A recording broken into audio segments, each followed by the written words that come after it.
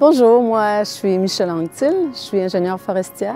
Alors moi j'ai suivi les traces de mon père qui était ingénieur forestier. C'est un poste vraiment pour moi parce que ça rejoint mes valeurs et également les valeurs de la compagnie. Ce qui est motivant, ce qui est intéressant, c'est également le milieu de travail parce que les gens avec qui je travaille, il y en a en cartographie, il y en a en planification, il y en a aussi au niveau des opérations forestières, au niveau de la mécanique, la comptabilité. Puis ces gens-là travaillent fort, travaillent jour et nuit, alors ce sont des gens qui sont importants.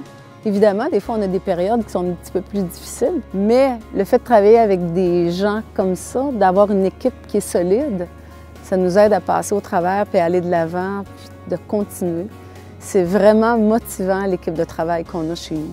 Je crois sincèrement que la foresterie a besoin de gens compétents, de relève.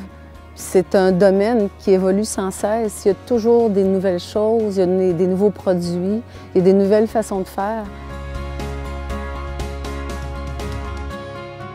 On se rappelle qu'il y a 3 éléments importants, soit l'environnement, la société et l'économie. C'est pour le développement de nos communautés, c'est pour créer de l'emploi, c'est pour aménager nos ressources naturelles à long terme. C'est l'équilibre entre ces 3 enjeux-là qui fait qu'on parle de développement durable. Dans mon travail, je touche également à l'environnement, tout ce qui est matière dangereuse, matière résiduelle. On fait la récupération, on fait attention à l'énergie qu'on utilise, on fait attention à l'eau aussi, on a des vérifications continuelles. On s'assure que tout est conforme, on s'assure de minimiser nos impacts qui sont négatifs sur l'environnement.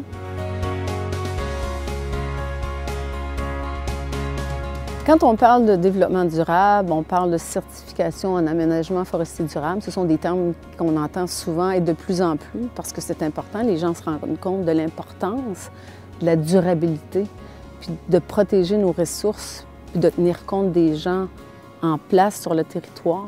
Alors, au niveau des espèces qui sont menacées, qui sont vulnérables, il y a des mesures qui sont prises afin de protéger ces espèces-là. On a également les plans d'eau, on a des bandes de protection, on a des secteurs qui sont plus sensibles. Mais ce qui est important, c'est que la certification, c'est vérifié par des gens de l'externe.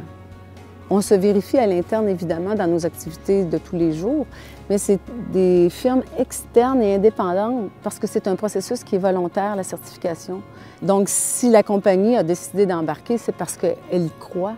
On veut démontrer qu'on fait bien les choses puis que c'est important, la viabilité à long terme, autant pour les clients que pour nous, pour notre communauté, pour nos travailleurs.